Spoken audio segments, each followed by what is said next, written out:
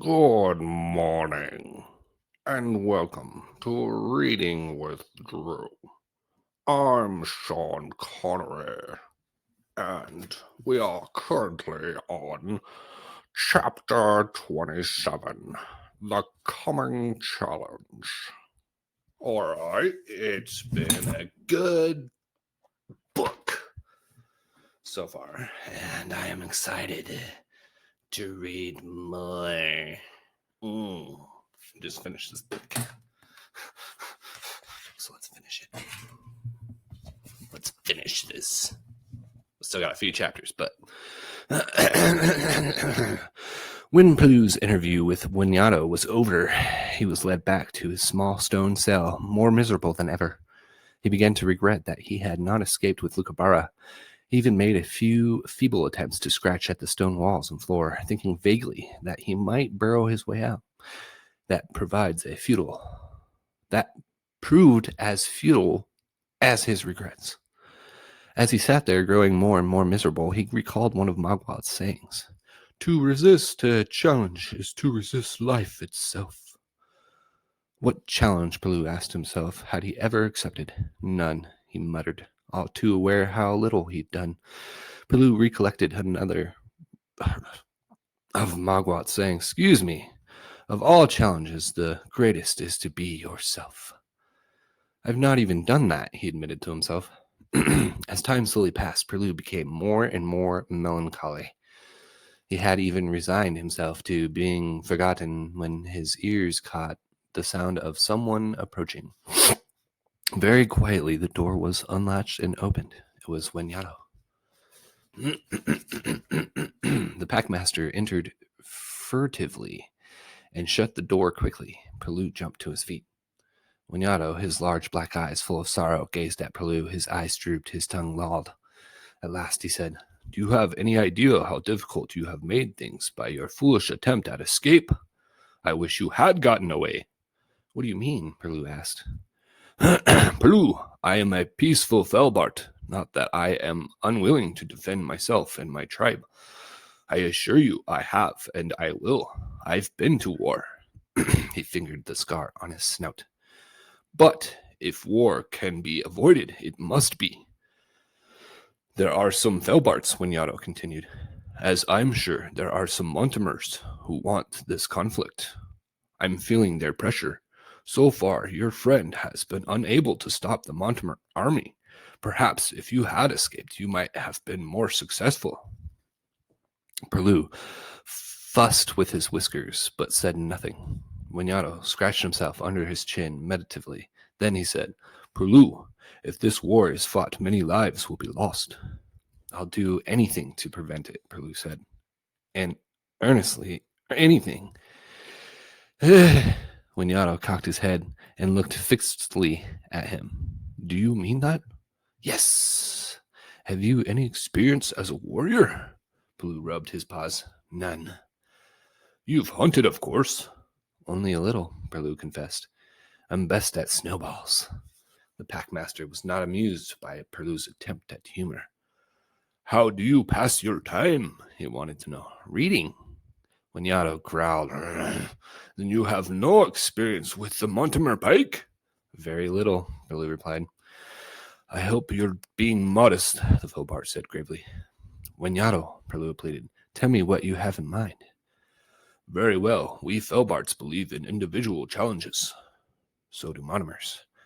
Then you should know that when the Monomer army arrives, Berwick will almost certainly issue a challenge. It is the custom. What's that to do with me? Peloo asked, becoming alarmed. Peloo, Wynyato went on, why should Felbart blood be spilled over a war they did not start or want? You say you will do anything to stop the war from happening. Perhaps, the packmaster went on, if you were the one to answer Berwick's challenge, the Monomer army might have second thoughts about waging a war against us. Me? Peloo cried in horror. Fight a challenge? You said you would do anything. Peloo's stomach began to churn. His knees felt weak. Packmaster, I have so little experience. Can't you just let me talk to my tribe? Wynyato snorted. How you meet the challenge is up to you. But it's you who must accept it. Well, yes, Perlu replied in a whisper. I suppose I understand, and I am willing. His voice all but faded away. To try. Very well, come with me and Perlu. Don't attempt to escape. If you do, you will be killed on the spot. In order to do what I've proposed, I had to promise that. Now, come along with me. Trembling, Perlu followed Wenyato out of the cell. The moment they left it, a squad of Felbard warriors fell in behind. Sorry, that was weird. As they moved through the den, Perlu could see just how prepared the Felbards were. Though not everyone was in armor, virtually all carried bone clubs. They came into a large open space that Perlu recognized as the place where he and Lucabara first saw the Felbards. The stench of meat was intense. Chewed bones lay scattered about. The air was smoky. A large log was blazing. Its light reflected on the glistening teeth like starslets. Some 50 Felbarts, warriors in armor, were in attendance. All looked grim. Wenyato moved into the middle of the area, beckoning Perlu to follow. When he did, as if on a prearranged signal, the Felbart warriors formed a large circle in which the Packmaster and Perlu became the center. Perlu felt the hair at the back of his neck prickle. Fellow Felbarts, The Packmaster began. Sorry, addressing his warriors. as you know, the Mortimer army is advancing upon us. As you have also been informed, it is being led by Berwig, who claims to be their grantor. Standing beside me is the Mortimer Perlu. He claims to be the true grantor, selected by the late Jolaine. Perlu, insisting he is opposed to this war, has promised to do anything to stop it. Indeed, he is so against this war, he's willing to put on Felbart armor, take up a Mortimer pike, which we captured in the last war, and answer the Mortimer challenge that will most surely be given. Hopefully, when his own tribe sees this Mortimer opposed to the war, they will retreat peacefully. If not, perhaps he will win the challenge. If he dies, at least it will be a Mortimer who falls first in this war brought on by Mortimers. What say you to this proposal? By way of showing their approval, the warriors lifted their snouts and began to bark, yelp, and howl. Arr! Perlu had listened to what Wenyato said as if in a daze. The notion that he was to accept a challenge, actually fight somebody, filled him with terror. What did he know about fighting? Nothing. But even as Perlu trembled, 2 Felbart warriors approached with Felbart armor. It was quickly strapped to his chest, while a helmet was placed over his head, and his ears pulled through like the holes. A Mortimer pike was thrust into his paw. The warriors stepped away. When Wenyato backed off, Perlu was alone in the center. As the Felbarts appraised him, Perlu heard a few muffled snickers. Wenyato called out, Salute this Mortimer warrior in Felbart armor! Barking and yelping reverberated throughout the cave. Surrounded by Felbart warriors, Perlu was led outside into a deep, narrow canyon. He guessed it was the one in which he and Lucabara had stumbled. The Felbarts had cleared it of snow. From the canyon, they moved onto an opening near the cave. Here, the Felbarts had built a high snow wall. Perlu was marched to the top of the wall. Felbart warriors were prowling about on the lookout for signs of the advancing Mortimer army. Just before leaving him, Wenyato gazed at Perlu thoughtfully. Perlu, he said, I have no doubt a challenge will come. I wish you well. With a whisk of his tail, the Packmaster went off. As soon as he did, a band of Felbart warriors encircled Perlu to prevent escape. There was nothing for Perlu to do but await the challenge. All that sunglow, Perlu remained atop the Felbart fortifications, waiting for the Mortimer army to arrive. To pass the time, he dozed, daydreamed, or toyed with the pike he'd been issued. When he practiced with it, the Felbart warriors, aware of the coming challenge, watched closely. At first, they were startled by Perlu's inept maneuvers. Then they thought he had developed a technique all his own. But the more they observed, the more they realized he was merely incompetent. From then on, they watched him only with uneasiness. How will I get down from the walls? Pelou asked one of his guards. Don't worry, we have an ice chute that will slide you down. Pelou tried to remember some monomer heroes, like Lundix the Keen, and Buxabic the Brave, and Arkenroll the Deft. Famous warriors who had fought in notable challenges. All he could think, however, was that it was one thing to have read about history, it's another to do history. To keep his mind off fighting, Pelou tried to compose a speech that he would attempt to give to the Monomer army, assuming he had the opportunity before the fight began.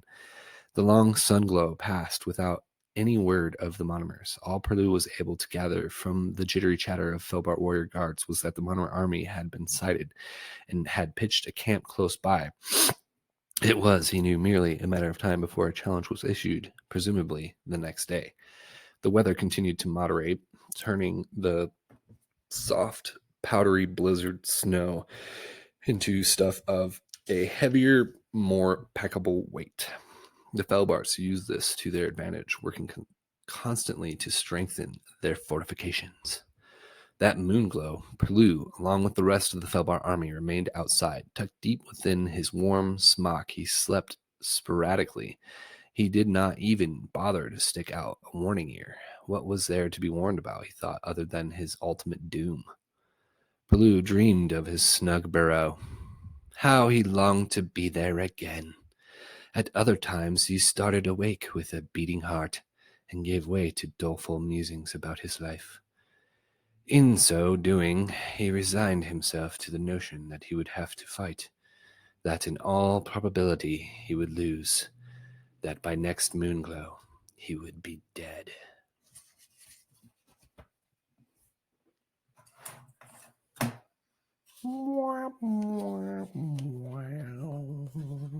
It's a really somber ending to that chapter. All right. That was a really good chapter. Finally, a decent sized one. Yeah. Cool. So, all right. I'm excited. Ooh, this is gonna be good.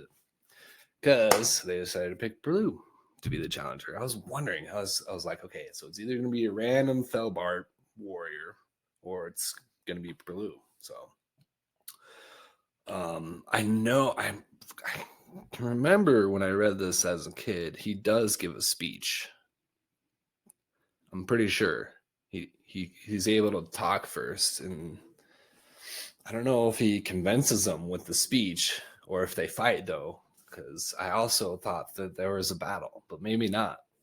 I don't know. I can't remember, but I do remember it was good, and we are gonna read about how good it is gonna be on the next time of reading Perlu the Bow by AVI. Okay? You bet your bottom dollar. Okay.